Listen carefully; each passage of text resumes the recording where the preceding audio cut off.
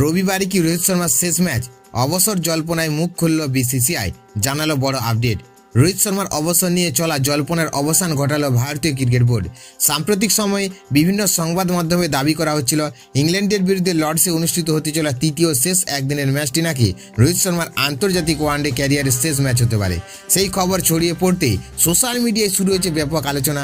তবে এবার বিসিসিআই সচিব দেবজিৎ সাইকিয়া স্পষ্ট জানিয়ে দিয়েছেন এই দাবির কোনো সত্যতা নেই। পিটিআইকে দেওয়া সাক্ষাৎকারে তিনি বলেন, লর্ডসের ম্যাচকে রোহিত শর্মার শেষ ওয়ানডে হিসেবে দেখার কোনো কারণ নেই। বোর্ডের পক্ষ থেকে এমন কোনো আলোচনা বা সিদ্ধান্ত নেওয়া হয়নি। তার কথায়, যতদিন রোহিত ভারতীয় দলের ভবিষ্যৎ পরিকল্পনার অংশ থাকবেন ততদিন তিনি দেশের হয়ে একদিনের ক্রিকেট খেলতে থাকবেন। উল্লেখযোগ্য বিষয় হলো 39 বছর বয়সী রোহিত শর্মা আগেই টেস্ট এবং টি-20 ক্রিকেট থেকে অবসর নিয়েছেন।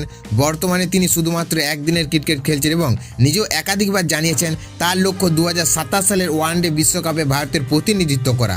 ইংল্যান্ডের বিরুদ্ধে চলতি সিরিজের প্রথম 2 ম্যাচে রোহিতের ব্যাট থেকে এসেছে মাত্র 11-26 রান। ফলে তার ফর্ম নিয়ে সমালোচনা শুরু হলো। ভারতীয় দলের ব্যাটিং কোচ শীতাংশু কোটাক জানিয়েছেন, রোহিতের মতো অভিজ্ঞ ক্রিকেটারের উপর এই ধরনের চাপ প্রভাব ফেলবে না। তিনি বিশ্বাস করেন বড় মাপের ক্রিকেটাররা যে কোনো সময় দুর্দান্ত প্রত্যাবর্তন করতে পারেন। সব মিলিয়ে বিসিসিআইয়ের এই ঘোষণায় স্বস্তি পেয়েছে রোহিত শর্মার কোটি কোটি সমর্থক। আপাতত অবসরের কোনো প্রশ্ন নয়, বরং ভারতীয় জার্সিতে আরও কিছুদিন হিটম্যানকে মাঠে দেখার অপেক্ষা রয়েছে গোটা ক্রিকেট বিশ্ব।